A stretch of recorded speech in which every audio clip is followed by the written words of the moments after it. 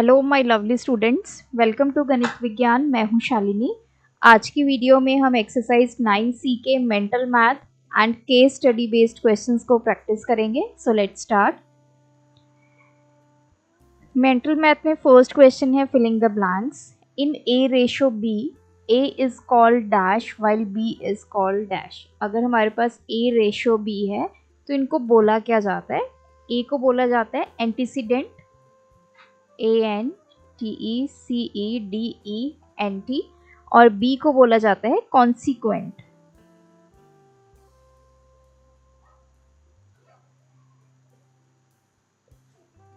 A ratio B greater है C ratio D से if, ये कब होगा? अब जैसे ये A अपॉन B ग्रेटर है C बाय D से, अब आप क्या करेंगे, इनको क्रॉस मल्टीप्लाई कर देंगे। So AD is greater than BC। So इसमें आ जाएगा AD is greater than BC। The simplest ratio of 3 hours is to 1 day. 3 hours और 1 डे, इसकी रेशो हमने बतानी है सिंपलेस्ट फॉर्म में। अब देखिए ये आवर में है, ये डे में है, तो हमें पहले इनके यूनिट सेम करने पड़ेंगे। तो ये तो 3 आवर्स ऐसा रहेगा। 1 डे में कितने आवर्स होते हैं? 24। सो ये कैंसिल हो जाएगा। सो ये आ गया 1/8, और you can say 1:8। If 10% of x is equals to 20% of y, then x ratio y is equals to।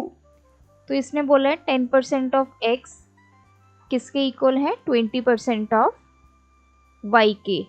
तो हमें x और y की जो रेशो है वो बतानी है। सो इसको सॉल्व कर लेते हैं। 10/100 ऑफ मतलब मल्टीप्लाई, तो ये आ गया x। 20/100 यहाँ पे आ गया y। ये कैंसिल हो गया, ये हो गया, तो ये आ गया 1/10x is equals to 1/5y।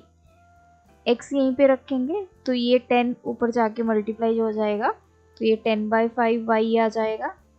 ये 2 आ गया। x is equals to 2y, y को अब इधर ले आएंगे तो y डिनोमिनेटर में चला जाएगा। ये आ गया 2, और यहाँ पे क्या है? 1। सो रेशो आ गई हमारी 2:1। नेक्स्ट है fifth part is the mean proportion between 49 and 81। 49 और 81 के बीच में जो मीन प्रोपोर्शन है वो फाइंड करना है। लेट मीन प्रोपोर्शन क्या है हमारा? x।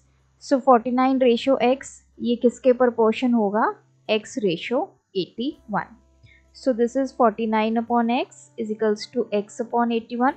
चाहे तो आप क्रॉस मल्टीप्लाई कर दीजिए, या फिर यहाँ पे product of mean is equals to product of extreme, ये वाला फॉर्मूला यूज कर लीजिए।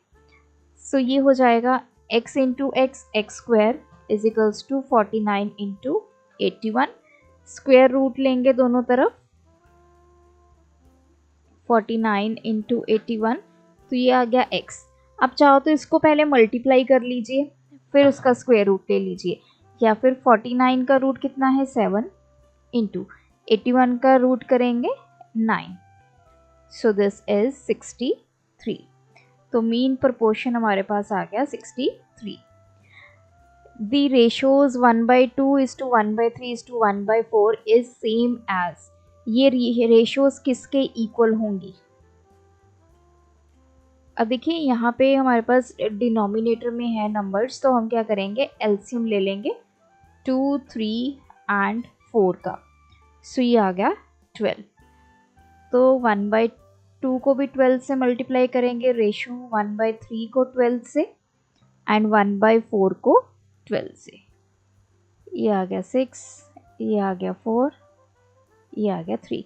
सो दिस इज 6:4:3।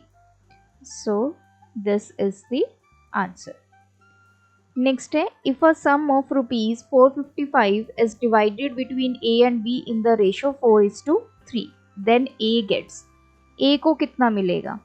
455 को हमने डिवाइड करना है A और B में।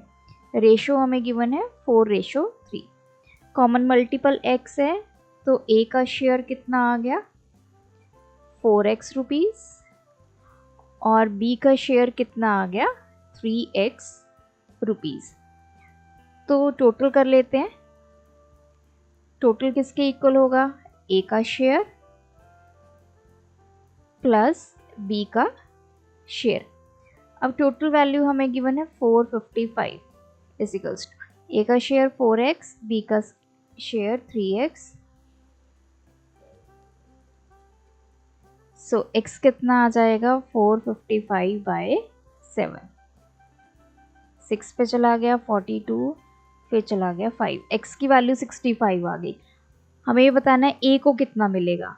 सो a का शेयर निकालेंगे, that is 4x, 4 into 65, 22 carry, so ये आ गया 260 रुपीज़।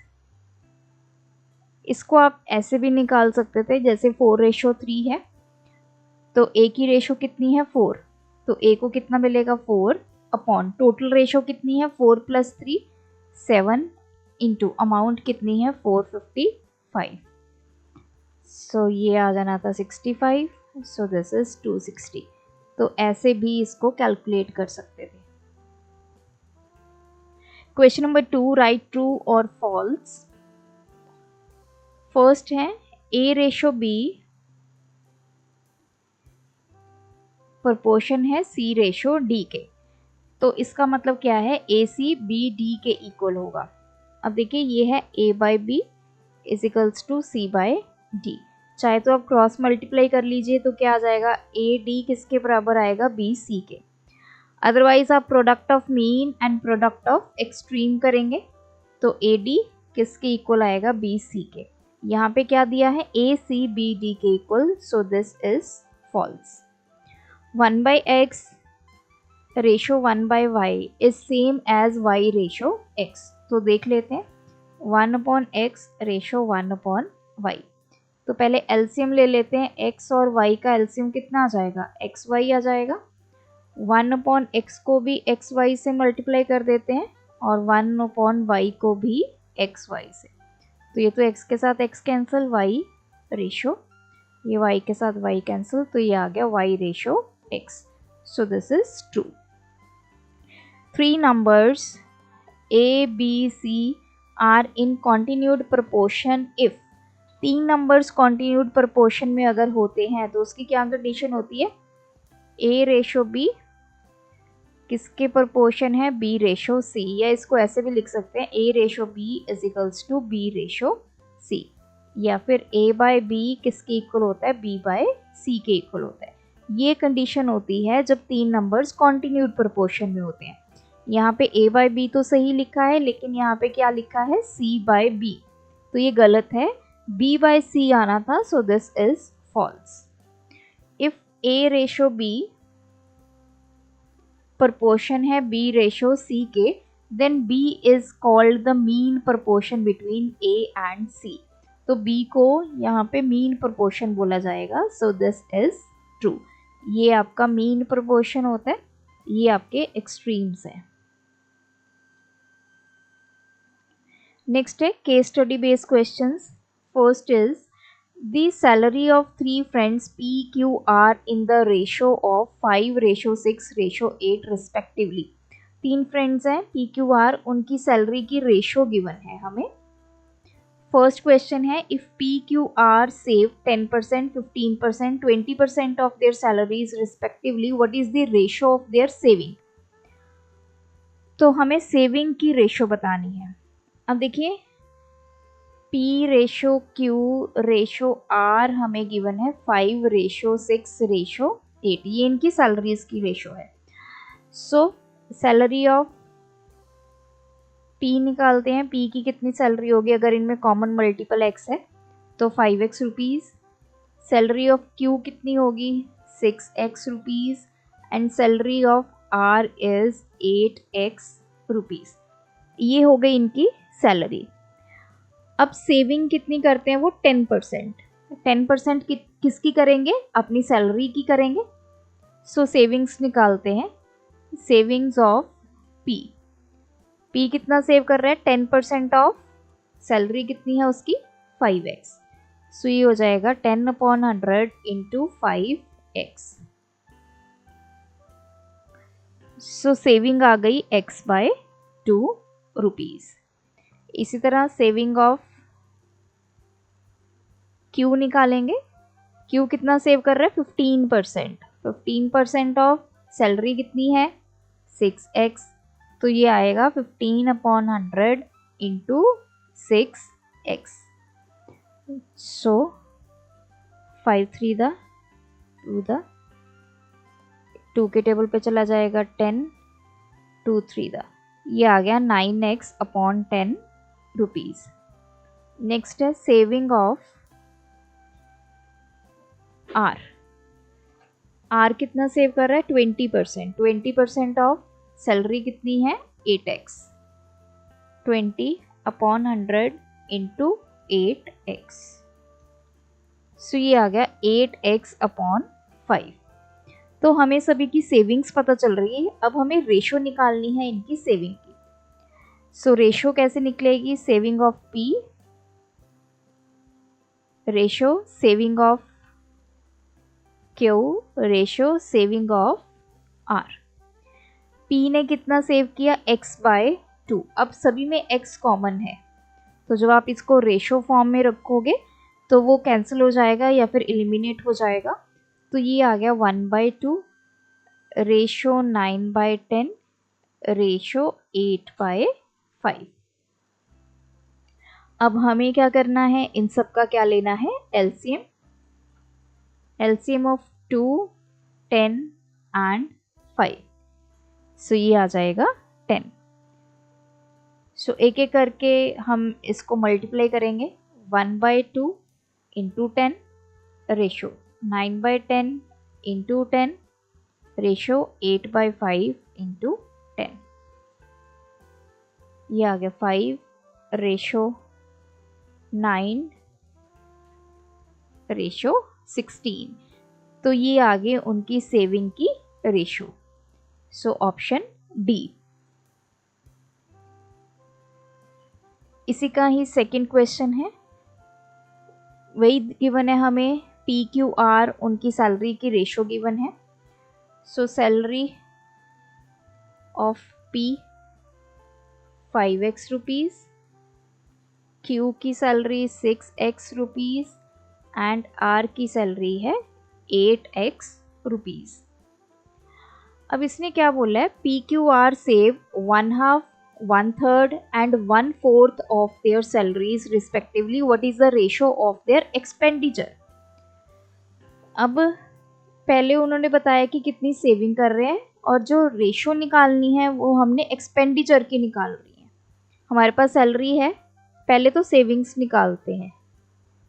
सेविंग ऑफ P ने कितना सेव किया? 1/2 आधी सैलरी, मतलब हाफ ऑफ सैलरी कितनी है उसकी? 5x।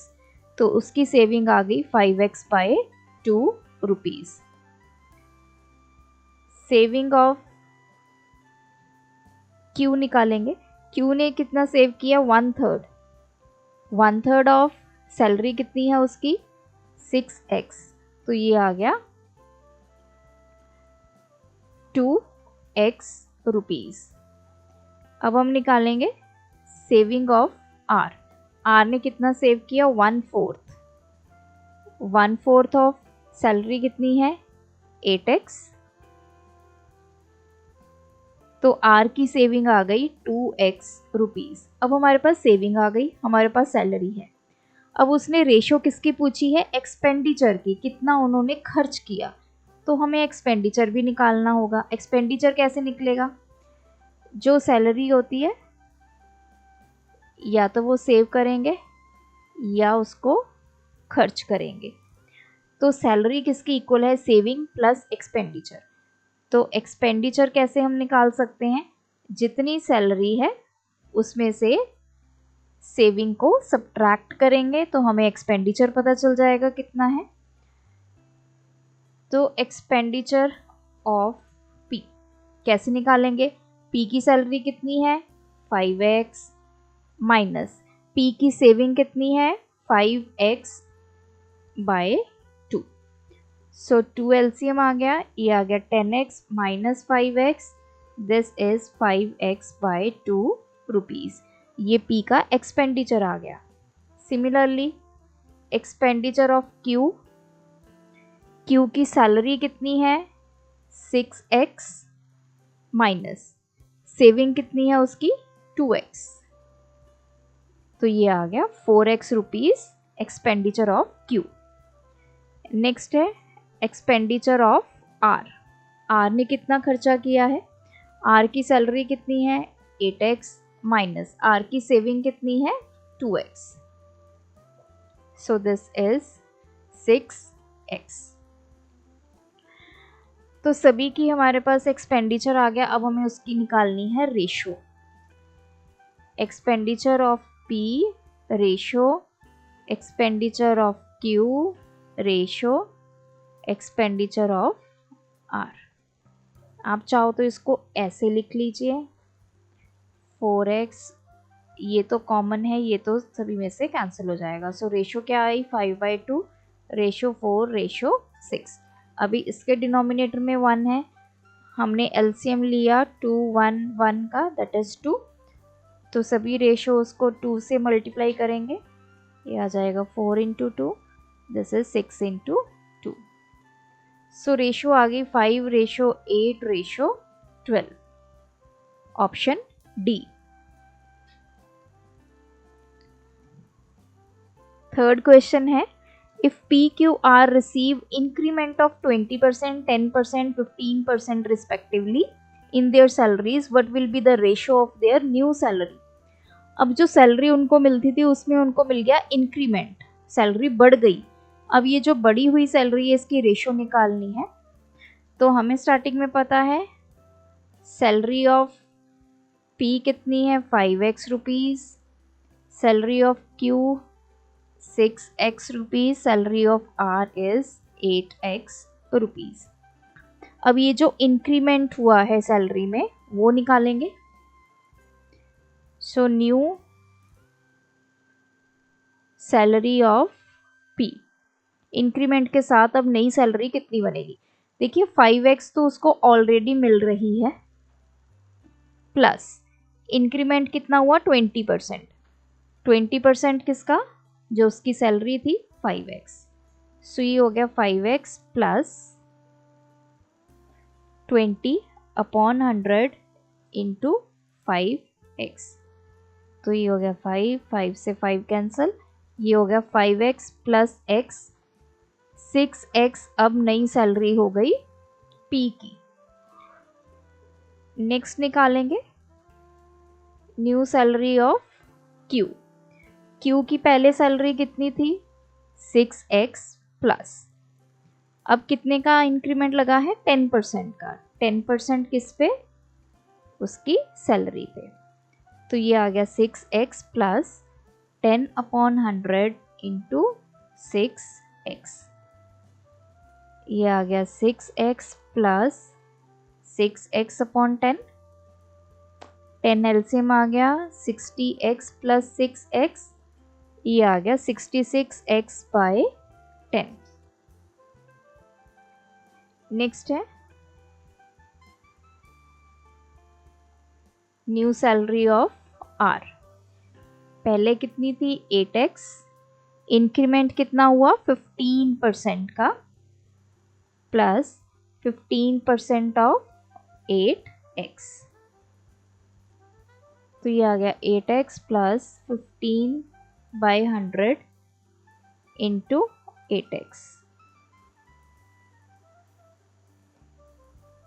2 4 दा 2 10 दा 2 2 दा 2 5 दा, सो ये आ गया 8x प्लस 3 इंटू 2, ये आ गया 6x/5, 5 एलसीएम आ गया 40x प्लस 6x, 46x/5, ये आ गया हमारे पास न्यू सैलरी ऑफ R।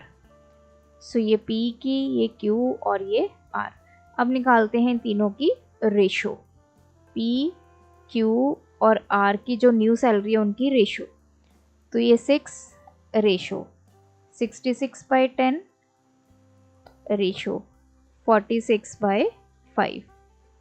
इसको आप आगे भी कैंसिल कर सकते हैं, जैसे ये 2 के टेबल पे कैंसिल हो जाएगा, 5 आ गया 33। तो ये बेसिकली 6:33/5 रेशो 46/5। अब हम लेंगे एलसीएम। एलसीएम कितना आ गया 5। तो सभी वैल्यूज़ को 5 से मल्टीप्लाई करेंगे। 6 × 5 33/5 × 5 रेशो 46/5 × 5। ये कैंसिल, ये cancel. This is 30 ratio 33 ratio 46। So option C. Question number 4, if P's salary gets reduced by 10%, P की सैलरी 10% से कम हो गई, Q की सैलरी इंक्रीज हो गई 20% के, और R की सैलरी जो है वो 30% से कम हो गई। अब हमें जो नई सैलरीज हैं उनकी रेशो बतानी है। सेम वैसे ही क्वेश्चन है, जहाँ पे रिड्यूस्ड है वहाँ पे हम सब्ट्रैक्ट कर देंगे, इंक्रीज्ड में हम ऐड करेंगे।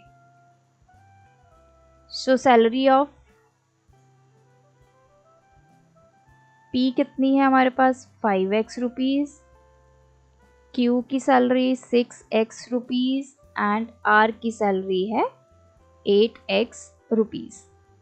तो पहले हम निकालते हैं न्यू सैलरी ऑफ P। अब P की सैलरी 10% से कम हुई है, तो पहले कितनी थी 5x माइनस 10% ऑफ 5x, तो ये कितना आ जाएगा 5x माइनस ये हो गया 10/100 into 5x minus x/2, 2 LCM आ गया 10x माइनस x, तो ये आ गया 9x/2। This is the new salary of P। तो ये आ गया रुपीज़।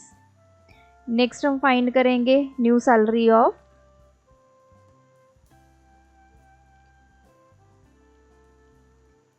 R। R की सैलरी इंक्रीज हुई है, पहले कितनी थी 6x प्लस 20% बढ़ गई, तो 20% ऑफ 6x हम इसमें क्या कर देंगे ऐड, 20/100 इंटू 6x, तो ये आ गया 6x plus 6x/5, 5 LCM 30x plus 6x, ये आ गया 36x/5 rupees. This is the new salary of Q। Next है new salary of R। R की जो सैलरी है वो रिड्यूस हुई है 30% से, सो पहले कितनी थी 8x माइनस 30% ऑफ 8x, तो ये आ गई 8x minus 30/100 into 8x, 2 4 the 2 5 the 8x minus 12x/5, so 5 LCM 40x minus 12x, तो ये आ गया 28x/5 rupees. This is the new salary of R। अब हम ये जो तीनों नई सैलरीज निकाली हैं उनकी निकालनी है हमने रेशो। तो P, Q और R की जो नई सैलरी है उनकी रेशो क्या आएगी, P की कितनी है 9x/2, x को छोड़ दीजिए, ये आ गया 9/2 रेशो। Q की सैलरी है 36/5 और R की सैलरी है नई वाली 28/5। Now we will take the LCM of 2, 5, 5. This is 10. तो सभी रेशियोज को 10 से मल्टीप्लाई करेंगे।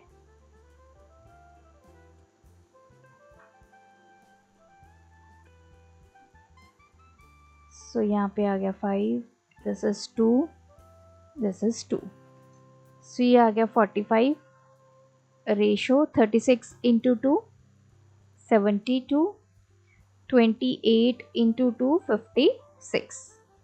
So this is option A. सो ये थे आज की वीडियो के क्वेश्चंस। आप भी प्रैक्टिस कीजिए। कोई डाउट है कमेंट ड्रॉप करें। Thanks for watching. बढ़ाना है ज्ञान, फॉलो गणित विज्ञान।